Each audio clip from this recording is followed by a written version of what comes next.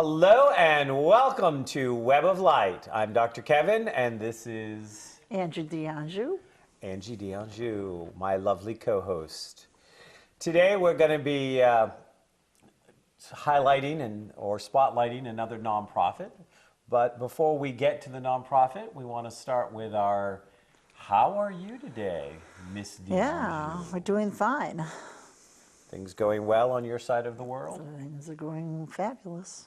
So October is always a big, busy season for people that do stuff like you and I and things like that. That everything gets kind of geared up, and then you go past, you kind of get past Halloween, you get past All Saints Day, and then it starts to simmer down a little bit. Good time to clean, clear. All of that stuff. So, do you have any big plans coming up for the holidays? You really want to know? No, I asked because I didn't want to know. You don't want to know. I don't want to know? Because... You don't think our viewers want to know? Why? Do any of them include me? Are you going away again? Yes. Oh! She's going to desert me. I've got to end up with abandonment issues here. We've decided to leave the area for the Thanksgiving almost 2 weeks. 2 weeks. Okay. Well, we're not taping every week now, so we can. Hopefully we'll kind of, boom around that. Well, but I'm going to go get to see Louisville, Kentucky now. Okay. For Thanksgiving. And who, what, where is in Louisville, Kentucky? Well, remember the Miss Partridge happening where I relocated my lovely son Danny to Ohio? Well, he is now... Come on, get happy. He's now going to be a Louisville, Kentucky resident. Oh, that's right. That's right. He got thrown out of Ohio, and now they moved him down to Kentucky. How long is he going to survive there before they find out he's related to you and throw him out of there, too? It's like, We have our full complement of nuts, and since the apple doesn't fall far from the tree, I think that we need you to leave. So you're going to go down to Louisville, Kentucky. So now I'm going to have to schedule all the taping and all the guests to make sure that I get as many in as possible in the 2 weeks that you're gone. That's right. But you're going to do the same thing in December sometime, aren't you? I'm going to be gone for a week in December. I'm going to go down and I'm going to play with Mickey. Yeah. I'm going to play with, all the characters. I'm going to go over and take a ride with Harry Potter. And I'm going to get down and see my parents in Florida. So, I'm going to do a combination. Jeff and I are going to go down there and hang out with my sister. And we're going to go see our parents. And we're going to go do some fun days at the amusement park. Yeah. So that's coming up as well. See? I don't know what I'm doing. I've been adopted for this set of holidays, Adopted, huh? Well, that's what happens. I'm engaged now, and you can't be at both places at the same time, so you have to kind of pick and choose where you're going to do the holidays. And because my family is much more scattered and has less cohesive events, I'm just getting adopted into his family, so I'm going to be doing one of the little partridges, and he gets to be the big partridge for the holiday season. Going around and doing all of that stuff. So so I'll be doing that. There's still a few little things coming up, but again, they kind of calm down. But holidays for a lot of people are really stressful, and they're really tough on the kids. Yes, they are. You ever noticed that? Mm-hmm. Every holiday season, I either end up doing a radio show or writing a blog or something trying to convince parents to stop abusing their children during the holidays. You've heard me tell this story before. I don't think I've told it on this show, but I think you've heard me tell it. Here I am, just a few years back, here I am. There is this, 3-4-year-old child. Maybe the child was 5, but I don't think the child was that old. It's 11 o'clock at night. The child's been eating off the buffet of candy and junk and food, has been kind of semi-ignored. The holiday party is happening, and the child has a meltdown. Well, like That took 2 IQ points to see coming. And then the parent starts yelling at the child, yeah, why do you embarrass me like this? And, and I let you stay up and I let you do this and this is how you thank me. And then, of course, the child cries more. And the child's more upset. And the parent's more upset. And the parent's embarrassed because the child is misbehaving. And I get down on bended knee in front of the child and I looked and I said, it's okay, honey. I'm really sorry you have such a bad parent. I'm really sorry you have such a bad parent. And they kind of look at me, and the mother looks at me with the mother I hate you eyes. And I said, I understand that your parents didn't watch what you ate carefully enough, that your parents didn't keep your schedule, that you didn't get enough sleep, and of course that you're going to melt down. And now they want to blame you because they made all sorts of bad choices, which is okay. So don't worry about it. And trust me, they'll get better with time. Get up. The mother tries to yell at me. I pull her aside and I said, excuse me. Children still need the sleep they need. I don't care if it's the holidays. When you had a child, you may have agreed on some level, or you should have, that, excuse me, I might have to miss a holiday party. I might have to go home at 9 o'clock. I have a 4-year-old. Is it fair to keep them up till midnight? Is it fair to let them eat crap, go on all the sugar highs and lows and falls out, and then to blame them because I will not stand up and be a responsible parent? So right. I am putting this out here now. If you decided to have children, it was a choice. Somewhere it was a choice. Even if it was an accident, you decide to keep the child. If you're going to be a parent, be a good parent. I don't care what holiday it is. I don't care what event it is. Your child still needs a bedtime. They still need to make sure that they're making good choices when they're small. You still don't want to feed them full of crap and then blame them when they melt down on you. You know what? It's a couple of years. They're only going to be small for a few years. So maybe miss a holiday party. Leave early. Go early, leave early. Spend a little bit more time. Maybe the holiday should be less about parties and more about spending time with your child. Just the family. Maybe create some family traditions. Because I will guarantee you, before this holiday season's over, I'm going to be somewhere and watching some parent yell at their child because they're a bad parent. So, anyways, so that's my little thing about the upcoming holidays. Mm-hmm. What do you think? It's a truth. It's a truth? Mm-hmm. How did you deal with it when your kids were little? Did you just slap them upside their head? Duct tape? I wasn't the type to go taking them up for a long period of time. So when did you become the party girl that I knew and came to love?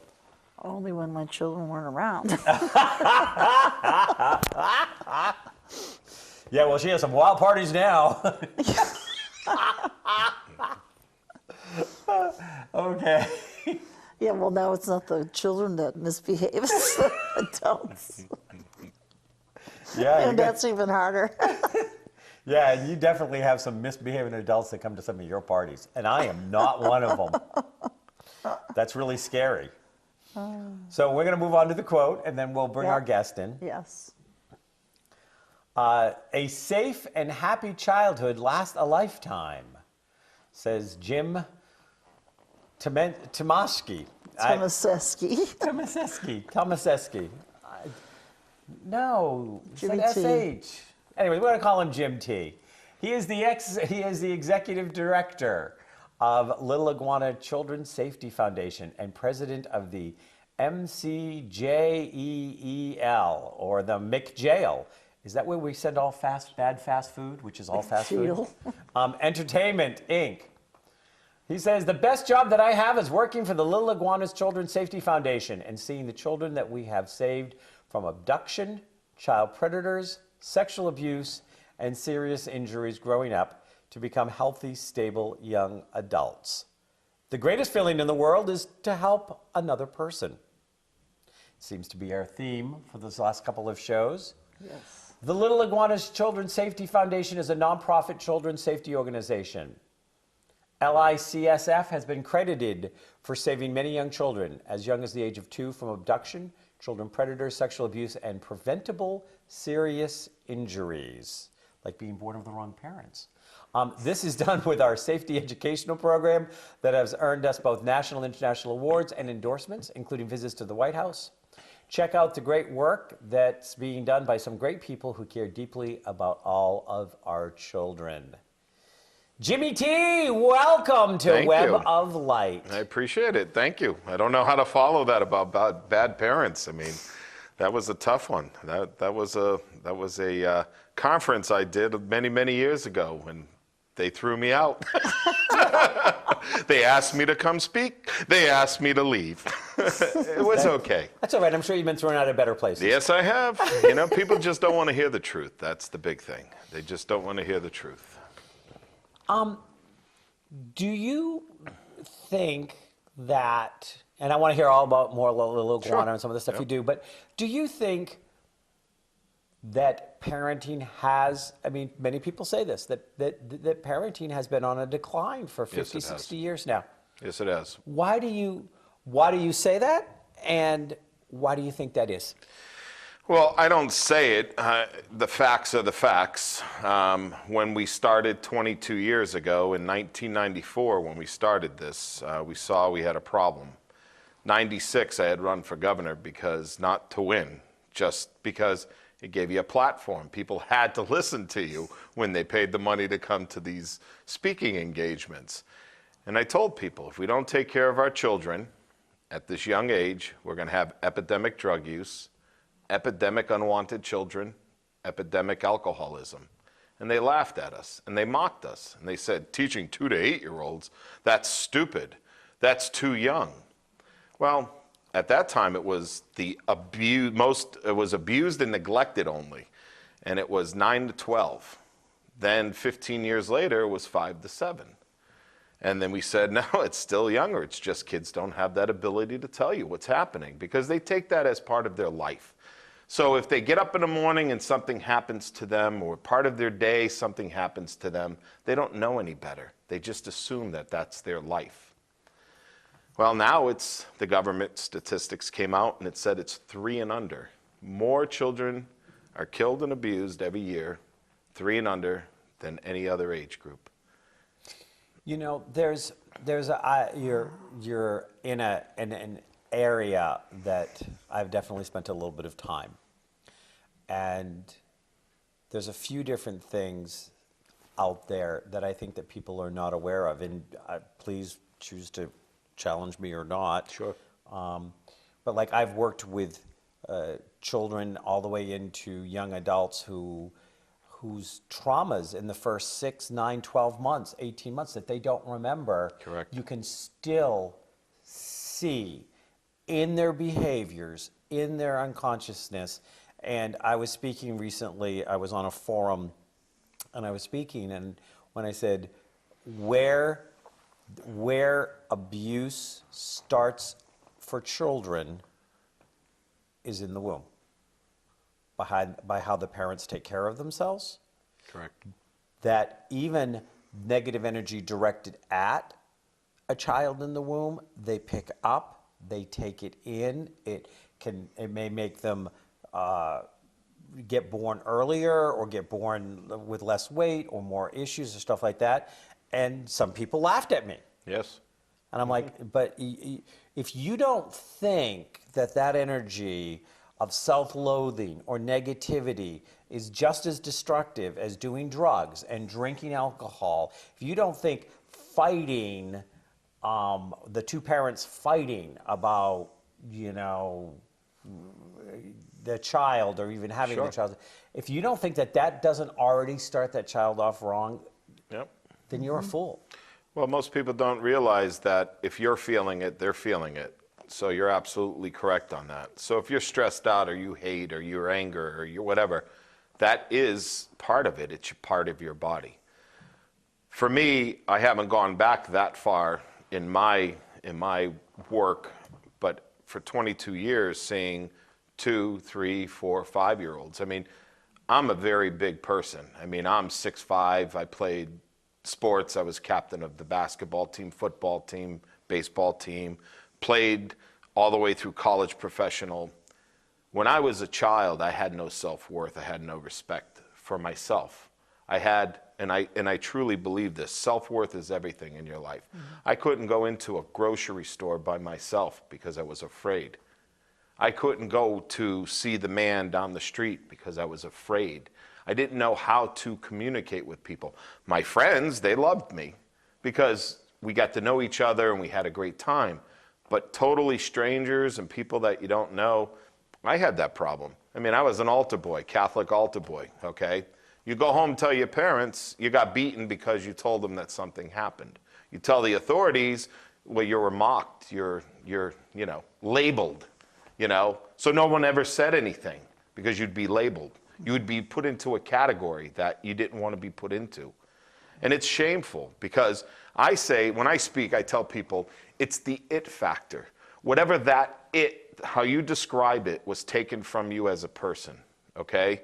Whether it was emotionally, physically, whatever way, sex, whatever way you want to describe it, you search the rest of your life to fill that it factor, okay?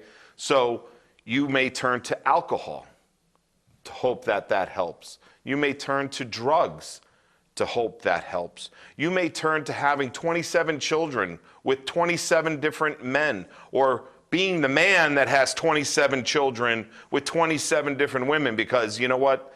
It takes two, okay? And it's shameful that people always label the women as something when it's the man that do it too.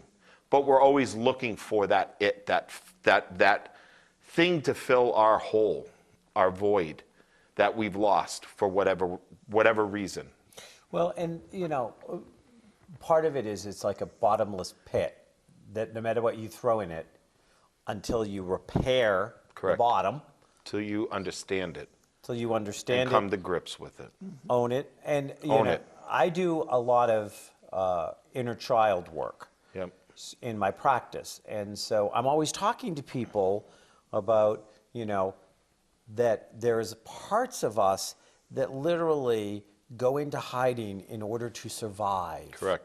And as they break off, and I call them inner children, as they separate out, they're holding on because they didn't have, or you didn't have at that time, the mental or emotional or even spiritual wherewithal to handle what was going on. Correct.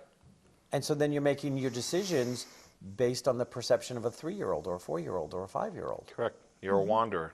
Yeah. Just wander. But when you bring that child out and it has voice, Yep. you can then heal that child and integrate it and move it forward. Sure. Unfortunately, in this world, you have a lot of very ego-driven doctors in the world that are going to bring stuff out that may not even be there, okay? And I've seen it. I mean, I've sat in meetings where it's like, you have no clue what you're talking about. And this is a PhD person sitting next to you, and you're like, no, this kid never went through this. Stop putting that into their minds, because they're not stable as it is. So when you introduce things to them in their minds that, oh, this probably happened to you, it comes right out, and everybody's looking to blame somebody.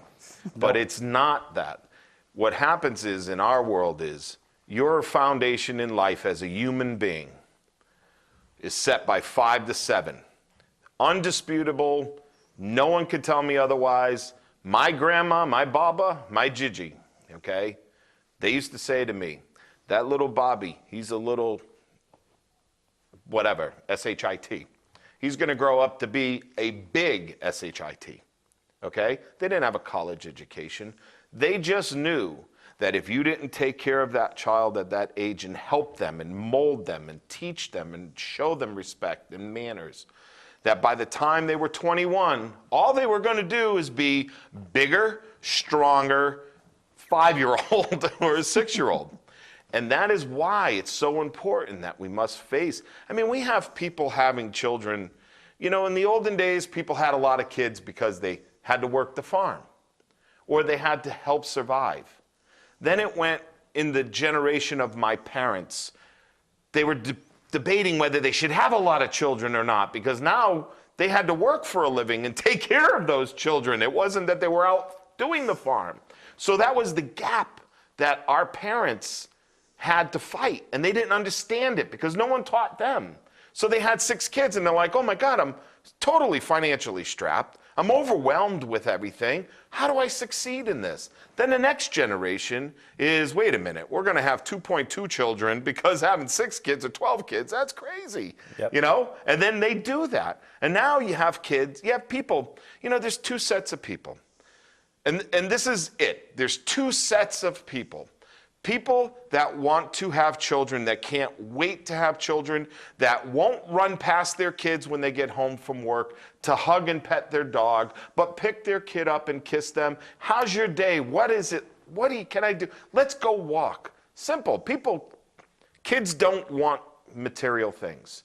They want you to take them out, pick some leaves off the tree, show them different colors, show them an inchworm, show them a fish, show them a water, take them to Mindfall, take them to Benson, take them just for a walk. That's what kids want. They don't want material things. Material things only introduce selfishness, only introduce, well, I can get this now out of you. All they want is to be loved. And then there's other people that have them as a monetary gain. When we were a kid, and I know people put me down for this, and I am the most human, most giving, most respectful people. I donate time, money. Christmas time, I'm doing shows at a shelter. Holidays, I'm doing something, feeding somebody, doing something. Most humane person you'll ever meet. But when you're having children for a monetary place in life, that's shameful, okay? It should not be generation. There should not be 3 generations of someone not, I mean, when we were kids, your guidance counselor, right? They said, hey, you could be a doctor, Kevin, right? You could be a nurse. You could be mayor. Did you ever see on that list, hey, you could just have kids and never work again the rest of your life? Because you know what? I would have checked out probably at 8th grade. Yeah. I would have been done. I mean, and that's what our world is. And it's okay. People talk about it. Our politicians talk about it all the time. Oh, well, you know, you have whomever. I'm not even using names because they're all deplorable. You could put them all in a basket, every one of those politicians, because I'm done with listening to what they, oh, well, we did this, we did that. What you should be doing is taking care of, you should put as much money as you can into early education. Because when I ran in '96, I remember, I said we should have more money in education because kids will, you know, we should have one school for technology because not everybody's going to go to college. Nope. We're going to have one school for kids that are going to go to college. One school for kids that are going to be plumbers and electricians and make millions of dollars because they owned a company that's a plumber and electrician, and it's a very admirable business. We should put money into that. We should not be putting money into just programs that are not focused on teaching kids. And I got introduced one time to go speak as here's our next governor who wants every child to be a rocket scientist. This guy was 70-something years old, and not to disrespect any old people, never would I ever. And I turned to him and I go, you're exactly the reason our politics, our society has failed. Why wouldn't you want to have every child be a rocket scientist? I told him, I said, I'll tell you what, I'll stop today running for governor. If you can go up to the state penitentiary or the prison, find one person who's a rocket scientist that pushed down some old lady to steal $18 or kill somebody to steal home invasion for $88 or whatever baloney we see these days. You can't. Because you know why? Educated people don't do stuff like that. Yeah, maybe they do white-collar crimes, Bernie Madoff, all those people, and we have other people that deal with them. But this has got to stop. We can't allow this to go on any longer. We must all take care of our children and help our kids. Because you know what's going to happen when they grow up? They're going to cut down your rainforest, and they're going to eat your spotted owl, and they could give 2 craps about how you feel and what you're going to do. True story. We're sitting around police department. I deal with district attorneys. I deal with attorney generals. I deal with every single thing under the sun. state police, you name it. Sitting in an interview one day, police officer standing there talking to this 12-year-old boy who's disrespectful because he has no self-worth. His whole life, his mother had the boyfriend of the week who came over. They abused him and his sister. You know, I mean, it was awful the whole life, okay? This kid's whole life. This police officer is giving him the riot act, you know, the good cop, bad cop, but he was playing both parts. And he's sitting there and he's yelling at this kid. And he's like, I'm tired of seeing you in here, yelling at him, right? Kid goes, F you, man. Cop just snapped, threw a chair across the room. What do you mean? Kid stood up, slammed his hands on the table, stood up and said, where were you for the last 10 years when I've been sexually abused? Do you know that police officer had to leave the room because he had no idea what to say after that? That's what our problems are. And we see it every single day.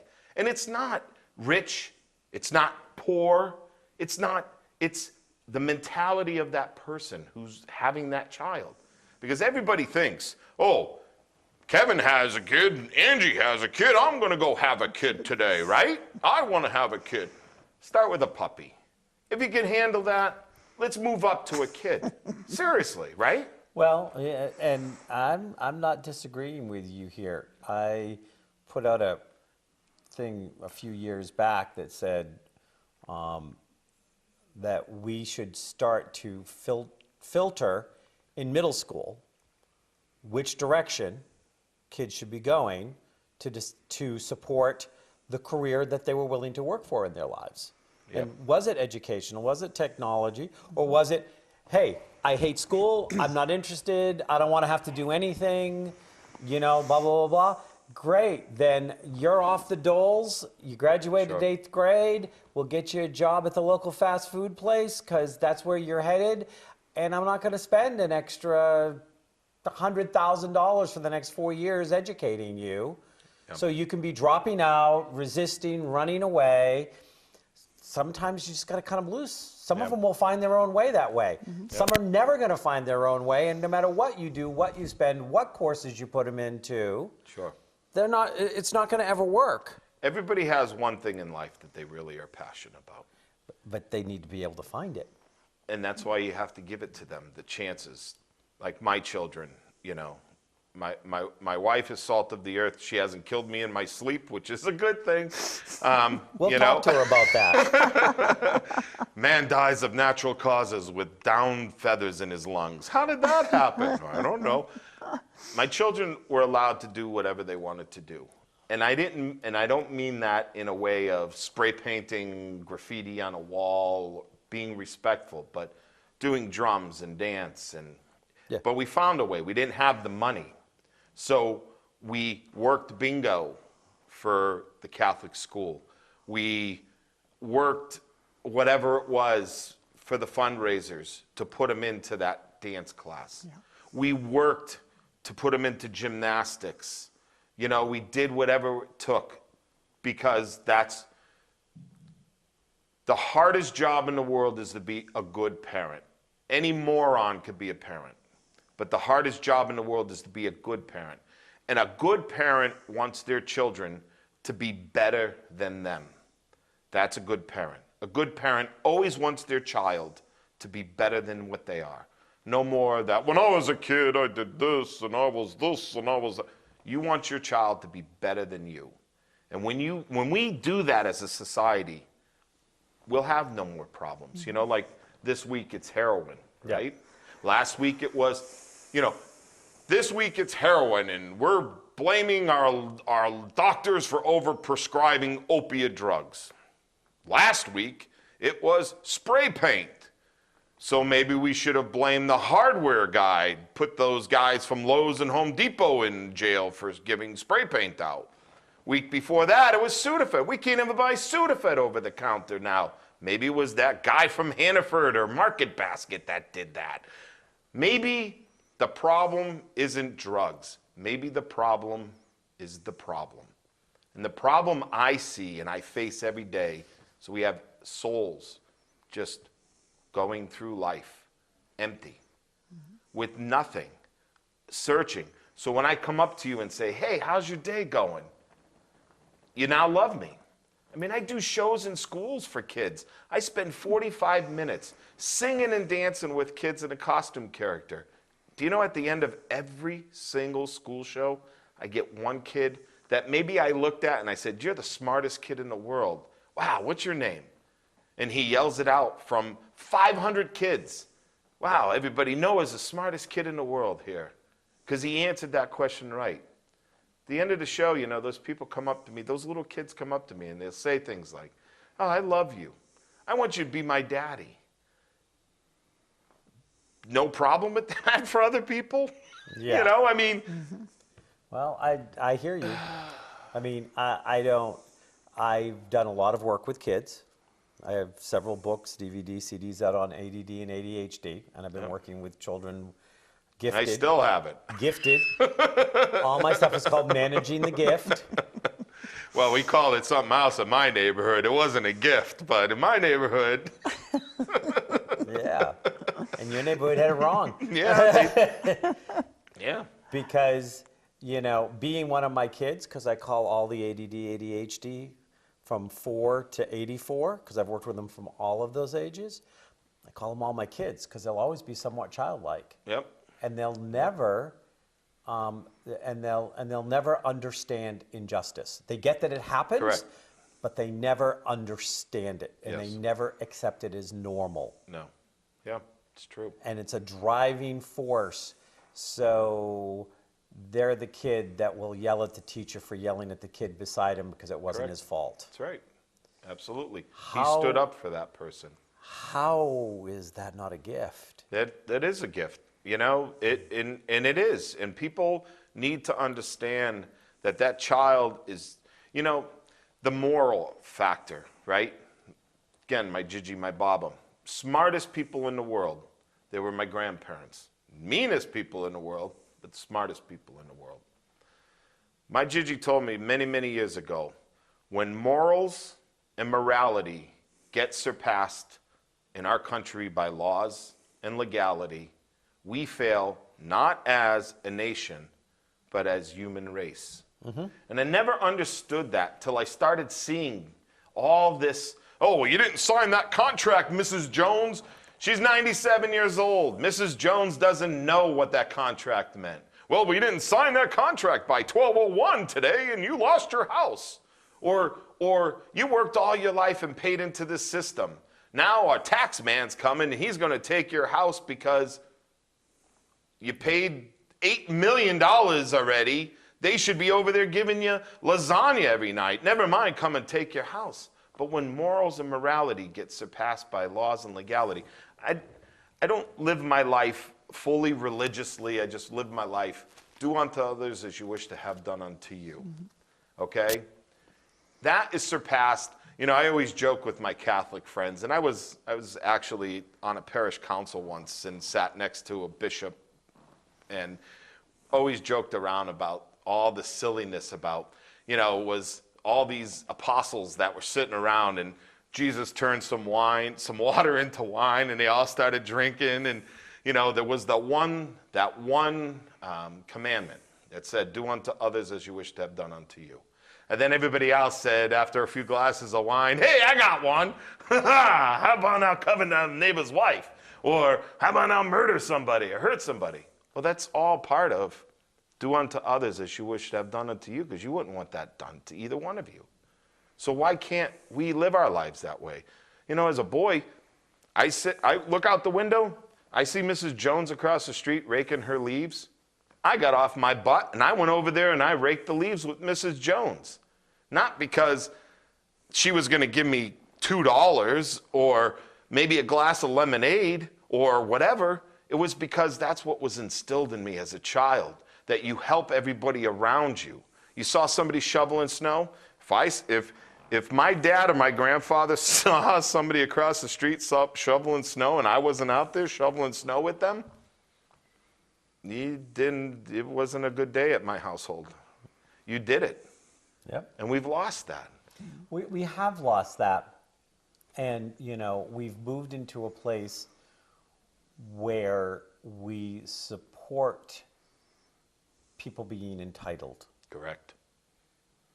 That word needs to be stricken from our political world. This entitlement, like the other day I was sitting there listening to Hillary Clinton talk down south. She's like, oh, not that I agree. I'm not saying vote for Trump. I'm not saying vote for anybody. I'm just saying, I'm listening to it, and you were saying entitlement. She was saying, Donald Trump is going to take away your way of life. And I'm sitting here going, wait a minute. What is that? What is your way of life? You don't work for a living. You get full benefits. You get full medical. You got dental. Even though you have full dental, your kid's got no teeth. Obviously, it's because you're lazy and you don't really care about your kid. Because if you cared about your kid would have sparkly white teeth because it's free, right? Mm-hmm. And they don't. And they use excuses. Oh, I can't get there. I got no car. But Friday nights, they're at the pub. Thursday nights, they're at the pub. I used to do bingo. This is a true story. Angie will attest to this. I used to do bingo for our foundation. This is a true story. This is the sadness of our political world. All our politicians should be ashamed of themselves. Sitting there one day, EBT cards, right? EBT cards. We have the highest EBT card ever before. The highest rate now. Crazy. We have the highest rate of children have to being fed breakfast at school, even though they got an EBT card to feed them. Lunch at school, even though they have an EBT card to feed them. Now they have this Hunger 68 or whatever, where they give you a take-home dinner, and they give you a dinner on weekends to take home. This was one of the speaking engagements that I was talking about. They said to me, well, how would you end hunger? Stop having kids you can't feed. And they asked me to leave. Yeah. They said, oh, can you leave now? Yeah. I mean, it's like, it's simple though. Well, you go back to common sense is not common. Correct. There is no such thing as common sense. There's nothing called common sense in the world. We're animals. We all learn, okay? We're learned. You don't, because if we had common sense, you'd walk out of the womb, feed yourself, and wipe your own butt. But you don't. You have to have somebody wipe your butt 18,000 times before you even get the concept of it.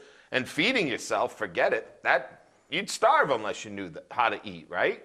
So there's no such thing as common sense. We're all learned animals. The only thing that puts us apart, thumbs, speech, able to walk, talk.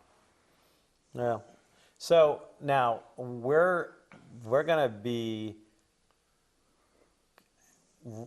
listening to verbose, engaging, and fun stories, and I'm going to say, and we're out of time, and everybody's going to go, what the hell was Little Iguana? So focus. All right, here we go. Tell me something about, okay, who's this? That's our friend Little Iguana, who's our mascot. 22 years running 22 strong. years. Yep. Here we go. Okay. Mine. Go ahead. Yep. So now tell me about the rest of them. Well, what we did was we've been saving children 2 to 8 for a long time. We're into second generation. Saving how? Define we it go better into for me. schools. We have TV series. We go into schools. We teach kids. Most parents say to their kids, look both ways before you cross the street. What does that mean to a 3-year-old? Or don't talk to strangers. That's just a crapshoot because everybody's a stranger unless you have permission. So we go and we teach them what permission is. Eyeballs, ask, yes. As soon as you get eyeballs, ask, yes, they're no longer a stranger. Very simple. 2-year-olds even understand it. We've saved so many children as young as age 3. We all know somebody that Little Iguana has saved. We've won Emmys and international awards for our television show. When we first started, people say, hey, you should go to PBS, teach, put this on TV. So we went to PBS New Hampshire. They don't make TV. So we went to Boston PBS. They threw us out of their office saying, teaching kids 2 to 8, safety on PBS. That'll never happen.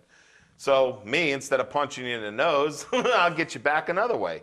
I went to 88 television stations, met John Silber, God rest his soul, when he was alive. He ran WABU. He was the chancellor of Boston University. Said, if you could do what you say you're going to do, you're going to change the world. and he made 13 television shows for us, which we won Emmys, international awards, beat PBS Boston out for everything that year. I think 17 different awards. Very good.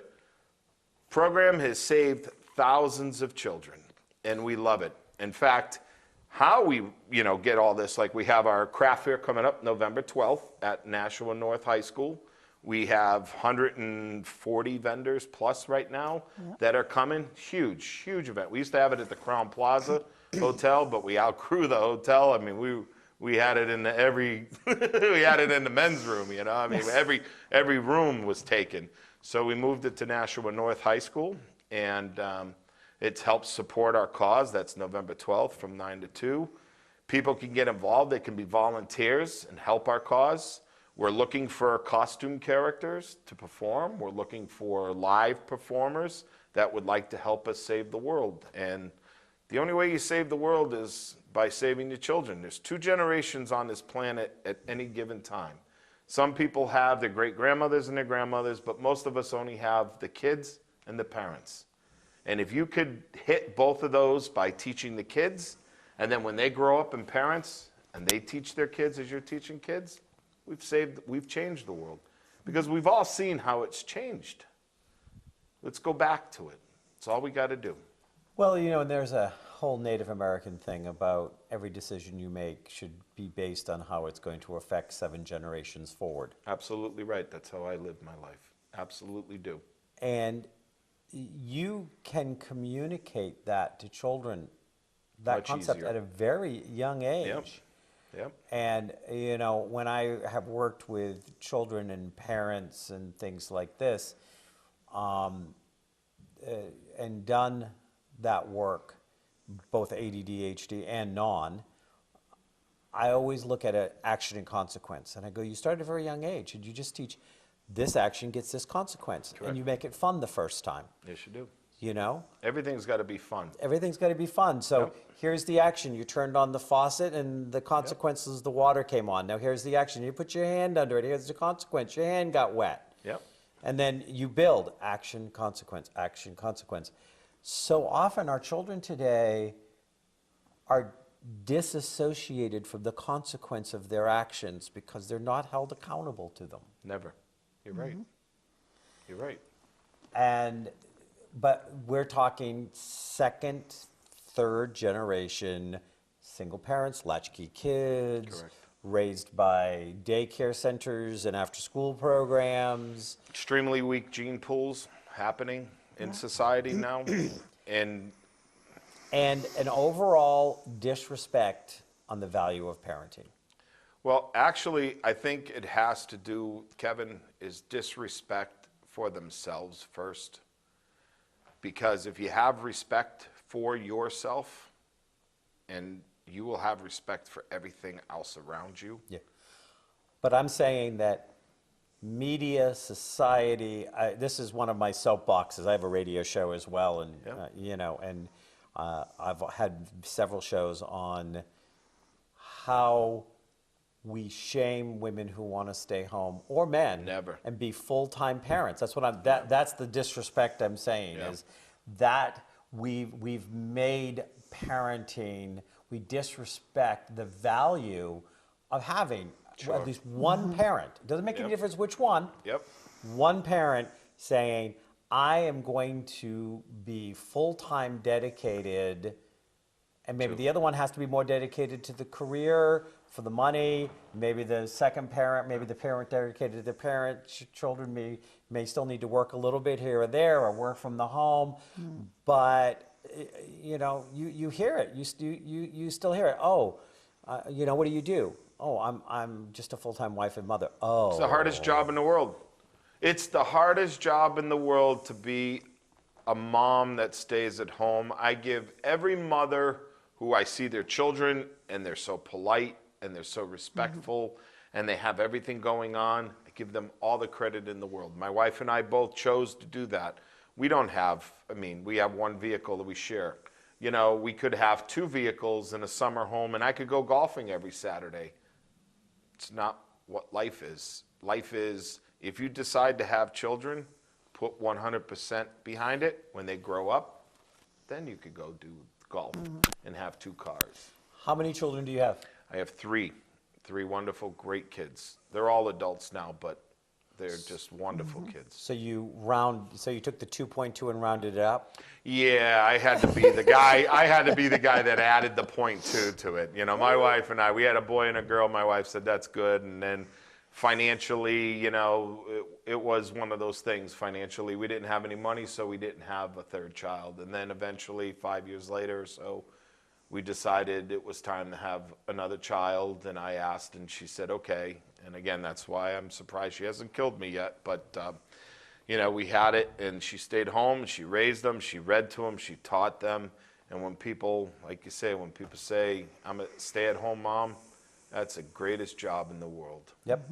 Or stay-at-home dad. You see more of those Yeah, today. you do. Doesn't make any difference. No, I don't think I could have done it, though. I personally, you know, I mean, I watch my children, and I'm very good with them, but it's amazing what women do with their kids.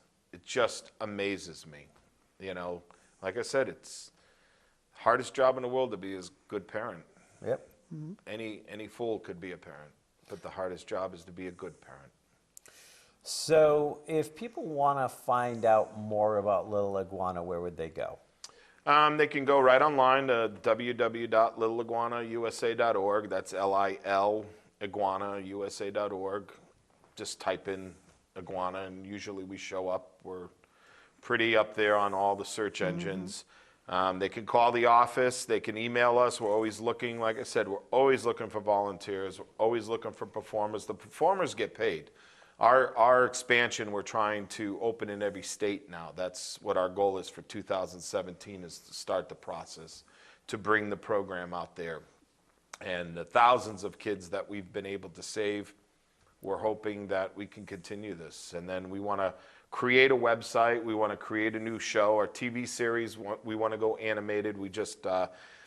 we're hiring the guy that wrote Dragon Tales and DC Comics and Teenage Mutant Ninja Turtles, the animation series. We're hired Jeffrey Scott to do our show because we want to teach respect, manners, self-worth, you know, things that ABCs and colors and shapes, for goodness sakes. I mean, you come out of the womb and there's a class for ABCs and colors and shapes. I mean, I want to teach, you know, within the show, the kids are skateboarding, they go into the building, they stop 2 seconds, they turn, they hold the door, a woman comes in, woman says, thank you very much, that was very kind of you.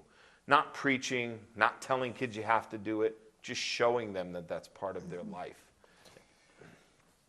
There is a radio show that I've been on several times as a guest, and after the show, sometime this week, I'll hook you up. But the guy does a show in LA, and it's got a really great following, and he's also worked with Safety for Kids. He's actually done it from somebody who made a living for a while as a private investigator that would go and rescue kids that were abducted, and he's done it around the world. And Crazy. he has this radio show, and you would be the ideal guest, and he's got a great marketplace in the LA area. So I don't know how well you're represented over there, but I know there's no such thing as too much publicity. Never. So when we get off air, remind me. Yep. Remind me, and I will hook you up with this guy, Alan, and I cannot remember his last name for the life of me in this moment, but I will make that contact with you so you can get that out there. Why an iguana? Well, way back when we started it in '94, we looked at all the characters that were out there in the world, and there wasn't an iguana.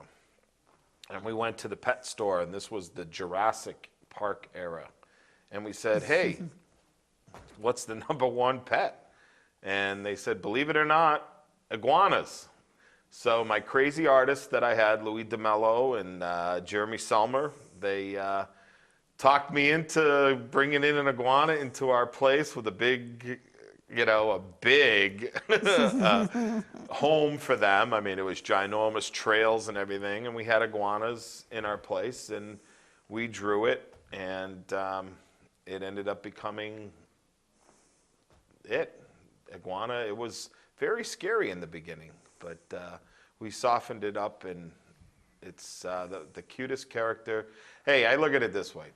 Barney, you know Barney, right? Everybody knows Barney the purple dinosaur. They got sold in 2013 to Mattel for $689 million in cash. I figured the iguana is prettier than him. So why not, right? You never know. So that's our push. So do you have any last questions? Because we're getting ready to wrap up. This show is taking on a life of its own. Actually, I just want to stress the fact that your November event. November 12th. I want to say to people, It's greatest they craft have an fair, man. awesome, Yeah. awesome fair, and they dedicate. One of the things that wasn't brought up to this is if there's any schools or organizations out there anywhere anywhere, right? Sure. If you want to bring in the little iguana, because he's actually a real character. Yep. He stands about as tall as Jim almost. Well, no, I'm sorry, he's the A short little one. shorter one. But you can have them at your function. You just have to connect with them, and they'll come in and do a whole stage show Yeah. to help you children in your community. They get little packages, right? Yeah, we The whole go in thing. and It's an awesome opportunity to bring this into your community because they go in, they have characters, they put on a little song and dance. They show the kids through song, happy songs of Sure. stranger danger or even computer stuff. Yep. It's just diverse. number And- one way to teach a kid. And it's just beautiful what you see at these. But know that these events that they do, like in November, Raise the money for they'll it. have raffles there that you will not believe. Yeah. Yeah, this way we got 70 baskets. They have They start at baskets. $100. That's the prize, $100. It goes all the way up to $4,000. Yeah. Like Hopper passes to Disney, the Yeah. owner seats to the Celtics. The Celtics just gave us mid-court, 7 rows up. Yeah. You're right there. I mean, Yeah. we have great And- prizes. When you come in to do this and you come into that date, it's a family, it's family oriented, it's a fun day, and it's helping the support because part of these fundings are actually going to those shows that you do. Yeah, yeah, except for And- the school, The school, yeah. except for the money we pay for that. Yeah. Everything goes right Yeah. to the programs. So, come on down in November and be Yeah. here if you're in this community. If you're not in this community, find them because it's a great opportunity to bring Little Iguana into your community. Yeah. So, Jimmy T, we want to thank you for having you Thank on. you. Thank you very much. And you see on our table the ME and the Be Smart, Stay Safe, Yep. littleiguana.org. LittleIguanaUSA.org. Yep. LittleIguanaUSA.org, and I know that our fabulous production staff will have that underneath you as Beautiful. people are watching this show. Yep. Thank you so much for this. You're I welcome. appreciate it. Yep. You're welcome. Hey, you got Trouble the dog. I get the iguana. I have my own iguana already. We used to have beanies, the beads in there, but we couldn't. For We those had kids- to go to just nylon fill Nylon, yeah. in case the kids ate it. Yeah. That's Hey, why there's nothing on their eyes or I anything. am actually proud to say that I am a board member with Yes, Jim yes, you are. at Little Iguana, and I don't generally do that, but this was like, yeah, I'll do it Yep. because it's worthy of this. Keep on charging ahead, Jim. We're the only program in the world to focus on prevention, proactive programs for kids 2 to 8. The only program, and we get no money from the government. That's how sad that is. Yeah, but the government money comes with a lot of strings. Yeah. Don't be too sad. Yeah, well, If that's you're why getting- we don't do it. We've had many, many opportunities, but you know Yep. what? If you wanted to change the world, you change our kids. Absolutely. So coming up, I have a funny feeling that on one of my morning coffees, which goes out to lots of people in my social media, that we're going to have a guest. You gonna have morning coffee with We're going to have a Little guest Iguana? star. I think I'm going to have a morning coffee with Little Iguana, and he's gonna chat a little bit. I do a morning coffee every day. Well, we're always looking for help, Kevin. We're always looking for volunteers. We're always looking for people that have suffered abuse and neglect that need to help fill that hole in their life by helping others. Okay, and that we're wrapping it up. We Yeah. want to thank you for coming again to another episode of Web of Light. And remember that what you put out into the world is what comes back. When you're a parent, what you've put out into the world is your child. What comes back is the future that you need to live in. And what you have to live with is the future that you gave your child to live. And that future will stay with you till the day you die. Namaste.